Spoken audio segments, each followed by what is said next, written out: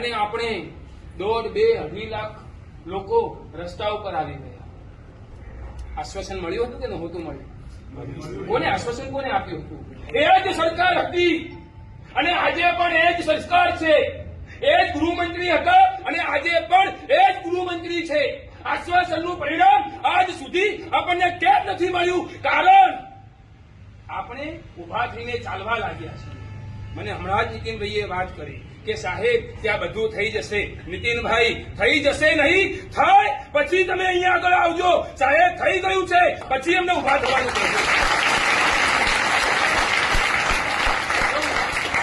બરોબર, થઈ જશે સાહેબ, ચિંતા ના કરો સાહેબ, ક્ષમતા રાખો સાહેબ. આપણે રાગદ્વેષ ક્યાં કરવાના? હવે સાહેબ એ શબ્દો સાઈડમાં મૂકો અને શબ્દો આપો સાહેબ. જીત શાસન માટે હવે મળી ફીરશું.